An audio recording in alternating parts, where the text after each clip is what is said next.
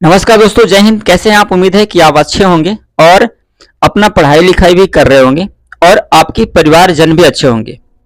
तो आज का टॉपिक है चिन्ह परिपाटी और इसके साथ साथ हम लोग देखने वाले हैं दर्पण सूत्र। ठीक है, दर्पण सूत्र। ओके, और आवर्धन भी देखने वाले हैं। ठीक है, दर्पण सूत्र और आवर्धन, इन तमाम चीजों के बारे में यहां पर हम जानकारी प्राप्त करेंगे।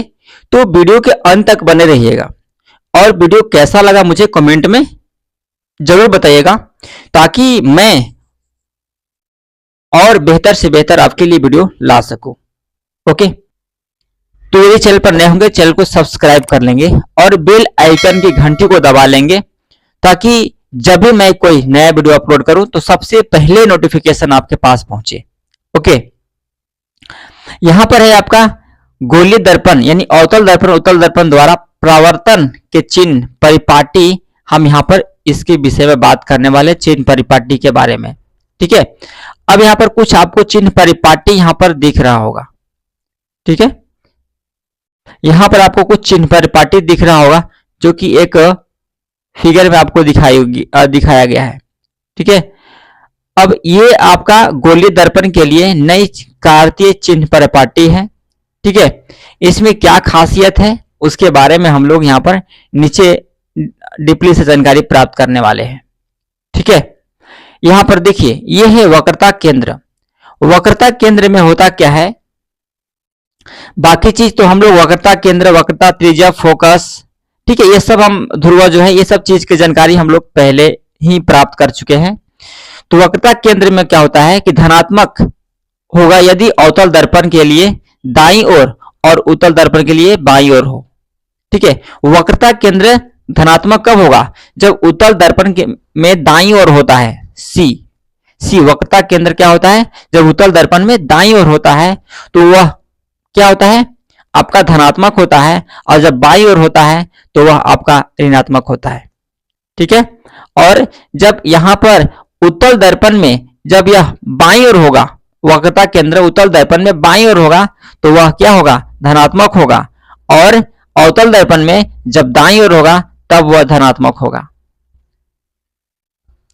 और ऋणात्मक कब होगा, जब अवतल दर्पण के लिए धनात्मक और उत्तल दर्पण के लिए ऋणात्मक फोकस दूरी अपनाया जाता है। ठीक है, यानी अवतल दर्पण अगर उत्तल दर्पण रहेगा तो उसके लिए फोकस दूरी क्या होगा, आपका माइनस में, यदि -2 होगा, -3 होगा। ठीक है, लेकिन वही अवतल दर्पण के लिए जो फोकस दूरी जो होता है वो आपका यहां पर क्या होगा, ऋणात्मक होगा, सॉरी धनात्मक होगा।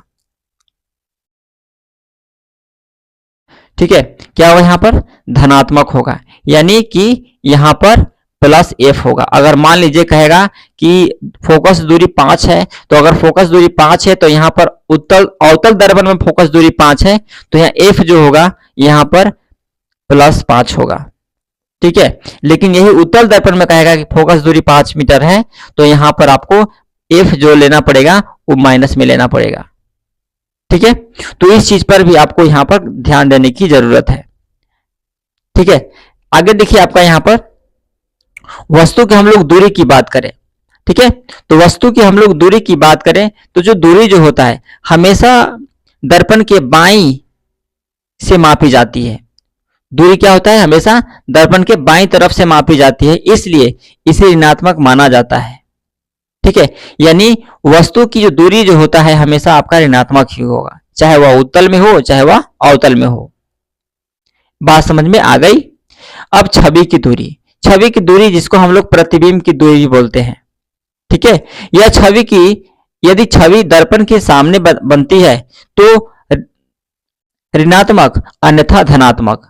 देखिए, अगर मान लीजिए कि अगर कोई दर्पण यहां पर रखा हुआ है और इस दर्पण के सामने कोई प्रतिबिंब बन रहा है। ठीक है, यहां पर वस्तु भी है, अब इसी के सामने यहां पर कोई आपका यहां पर प्रतिबिंब बन रहा है, छाया बन रहा है। ठीक है, तो उसको हम लोग क्या बोलेंगे, ऋणात्मक मानेंगे। क्या मानेंगे, ऋणात्मक। यानी दर्पण के सामने अगर 5 मीटर का फोकस दूरी बन रहा है तो इसको माइनस में मानेंगे, लेकिन वही दर्पण के पीछे बन रहा है प्रतिबिंब। ठीक है, यानी छाया जो है, छवि जो है यहाँ पर दर्पण के पीछे बन रहा है, तो उसको हम लोग क्या मानेंगे, धनात्मक मानेंगे। यानी प्रतिबिंब जो है दर्पण के अगर पीछे बन रहा है यहाँ पर, तो समझिए कि वह क्या होगा, वह आपका +5 होगा, +5 मीटर होगा। ओके, तो ये चीज आपको समझ में आ गया होगा। यानी धनात्मक कब मानेंगे और ऋणात्मक छवि कब मानेंगे। जब आपका प्रतिबिंब आगे बनेगा, दर्पण के आगे बनेगा, तो उसको हम ऋणात्मक मानेंगे, और जब पीछे बनेगा तो उसको हम लोग मानेंगे क्या, धनात्मक मानेंगे, प्लस मानेंगे। ओके, ये चीज आपको अभ्यास करने में आपको काम करेगा। नेक्स्ट है आपका यहाँ पर वस्तु एवं छवि की ऊंचाई। देखिए यहाँ जो h जो है आपका यहाँ पर बीम की ऊंचाई है, और h डैश जो है यहाँ पर छवि की ऊंचाई है। बीम की ऊंचाई का बोले तो वस्तु की ऊंचाई, और h डैश का बोले तो यहाँ पर छवि की ऊंचाई, मतलब कि वस्तु प्रतिबिंब की ऊंचाई। ऊपर की ओर धनात्मक और नीचे की ओर ऋणात्मक माना जाता है। जैसे कि अगर मान लीजिए कोई दर्पण है, और यहां से अगर प्रतिबिंब बीम यहां पर ऐसा रखा हुआ है, और जब यह ऊपर की ओर प्रतिबिंब बनता है, ठीक है, यदि ऊपर की ओर प्रतिबिंब बनेगा तो इसको हम लोग यहां पर प्लस मानेंगे, और जब इसके विपरीत में, जैसे प्रतिबिंब बीम ऊपर है और नीचे प्रतिबिंब बन रहा है, तो इसको हम लोग क्या मानेंगे, ऋणात्मक मानेंगे। ओके, यानी जो प्रतिबिंब की जो हाइट होगा, अगर ऊपर की ओर होगा तो समझिए कि वह धनात्मक होगा, और अगर वह नीचे की ओर बनेगा और नीचे की ओर प्रतिबिंब है, तो वह समझिए कि क्या है, आपका ऋणात्मक है। ओके, चलिए नेक्स्ट हम लोग देख लेते हैं दर्पण की फोकस दूरी यानी f। अवतल दर्पण के लिए ऋणात्मक और उत्तल दर्पण के लिए धनात्मक मानी जाती है। ठीक है, यानी जो फोकस दूरी तो दोनों में होता है, चाहे वह उत्तल हो चाहे वह अवतल हो।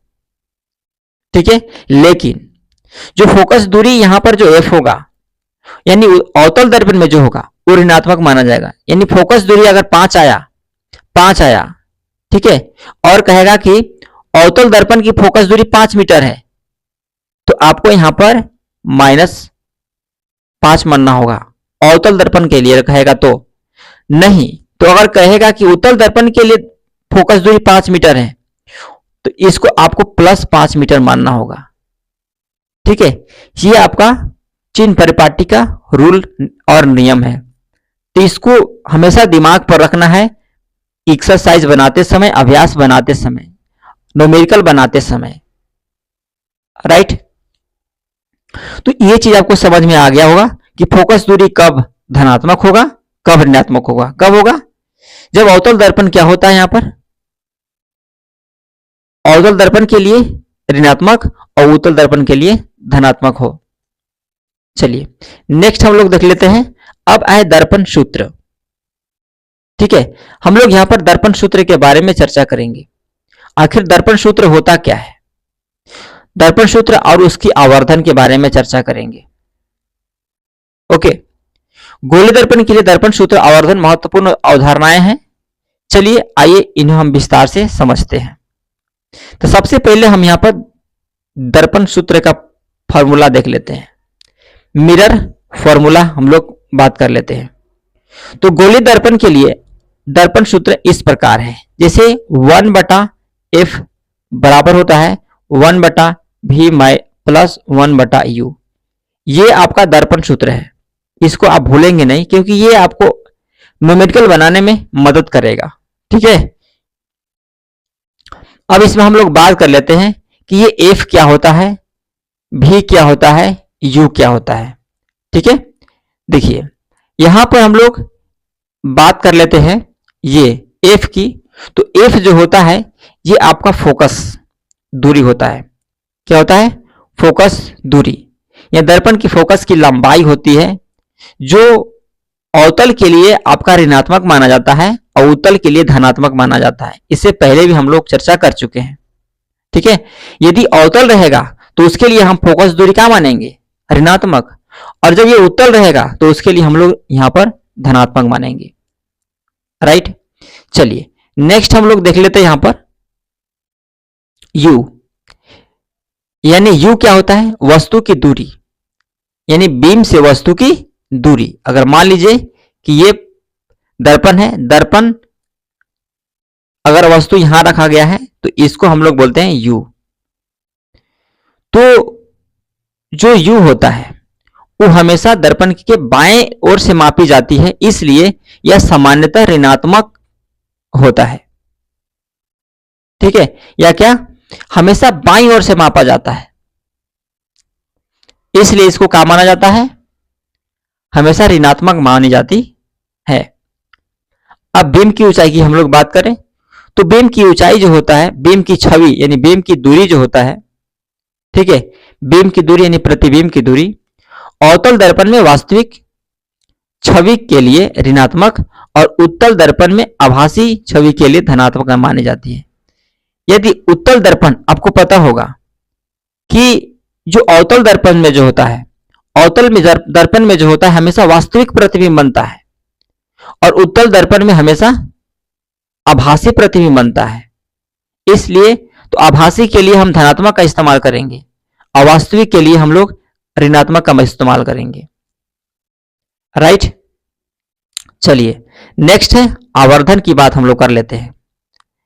आवर्धन, दर्पण में बनी छवि का आवर्धन यह बताता है कि छवि की वस्तु की तुलना में कितनी बड़ी या छोटी है।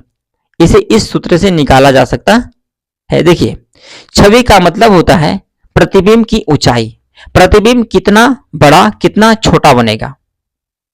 ठीक है, प्रतिबिंब कितना बड़ा कितना छोटा बनेगा, ये कौन बताता है, ये आवर्धन बताता है।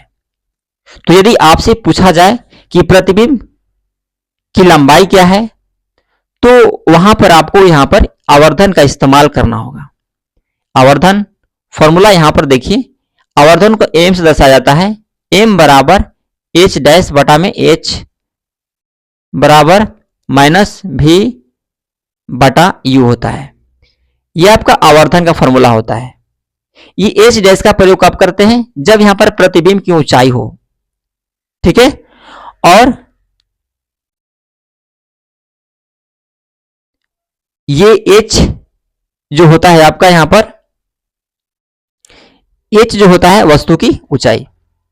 तो बीम की ऊंचाई के लिए h डैश और वस्तु की ऊंचाई के लिए यानी प्रतिबिंब की ऊंचाई के लिए h। ठीक है, प्रतिबिंब की ऊंचाई के लिए h डैश और यहां पर बीम की ऊंचाई के लिए h का प्रयोग किया जाता है। भी आपको पता ही है और u आपको पता ही है। तो फॉर्मूला आपका बनता है m बराबर माइनस v बटा u, या इसको ऐसे भी लिख सकते हैं m बराबर h डैश बटा में h बराबर में माइनस v बटा u। ये भी आपका यहां पर आवर्धन का सूत्र हुआ। नेक्स्ट, अब यहां पर आप देख सकते हैं कौन क्या है। यहां पर m की बात करें तो m तो आवर्धन है और बीम की प्रतिबिंब की ऊंचाई को h डैश से दर्शाया जाता है और वस्तु की ऊंचाई को h से दर्शाया जाता है। m आवर्धन है, h प्रतिबिंब की जो ऊंचाई है। ठीक है, बीम की ऊंचाई यहां पर h है, छवि की दूरी है और वस्तु की दूरी। ये चीज आप समझ चुके होंगे। ठीक है, ये आपको आवर्धन के कुछ संकेत हैं, इसको आप अच्छा तरह से देख लेंगे। ये आपको आवर्धन के संकेत हैं। नेक्स्ट है, यहां पर आवर्धन के बारे में इसमें हम आपको बता दें कि उत्तल दर्पण या अवतल दर्पण आभासी छवि हो सकता है। ठीक है, यह उत्तल दर्पण या अवतल दर्पण में आभासी छवि प्रदर्शित करेगा। ये इससे आपको दिख रहे हैं संकेत, ये चीज। तो इसको उतना समझना जरूरी नहीं है, आप यहां पर इसको देख सकते हैं। छवि कब उल्टा बनेगा, ठीक है, तो ये सब है। अब इसका निष्कर्ष हम लोग देख लेते हैं डायरेक्ट। इसका निष्कर्ष है, दर्पण सूत्र और आवर्धन के नियम हमें यह समझने में मदद करते हैं कि किसी वस्तु की छवि दर्पण में कैसी बनेगी। ठीक है, जो किसी वस्तु की छवि, किसी वस्तु का प्रतिबिंब दर्पण में कैसा बनेगा, यह हमें आवर्धन के नियम से पता चलता है। ठीक है, और क्या पता चलता है, और पता चलता है कि अवतल दर्पण वास्तविक और आभासी दोनों प्रकार की छवियां बना सकता है। ठीक है, बात सही है। यह वास्तविक भी बना सकता है और यह आभासी भी बना सकता है, इतना इसके पास पावर होता है। ठीक है, जबकि उत्तल दर्पण हमेशा आभासी प्रतिबिंब बनाता है और सीधा बनाता है और छोटी छवि बनाता है। लेकिन यहां पर अवतल दर्पण में ऐसा नहीं होता है। अवतल दर्पण के लिए आपको क्या, यहां पर हमेशा इसमें आपको आभासी, हमेशा इसमें प्रतिबिंब की जो है साइज छोटा बड़ा होता रहेगा। ठीक है, वास्तविक तो बनता ही है, आभासी भी बनता है, यह दोनों प्रकार की छवि बनता है। इसके साथ साथ आपका यहां पर यह छोटा भी हो सकता है, बड़ा भी हो सकता है, वस्तु के बराबर भी हो सकता है। ठीक है, वस्तु के बराबर भी हो सकता है, क्योंकि इसके पहले वाले वीडियो में हम आपको बता चुके हैं कि उत्तल दर्पण और अवतल दर्पण में किस तरह के प्रतिबिंब बनता है। ठीक है, नहीं देखे होंगे तो आप जाकर वहां से देख सकते हैं। हम इसका जो लिंक है डिस्क्रिप्शन में दे देंगे। ओके,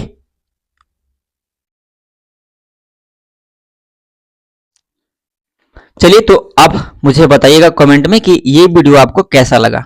ओके, यदि चैनल पर नए होंगे चैनल को सब्सक्राइब कर लेंगे और बेल आइकन की घंटी को दबा लेंगे, ताकि जब भी मैं वीडियो अपलोड करूं तो नोटिफिकेशन आपके पास पहुंचे।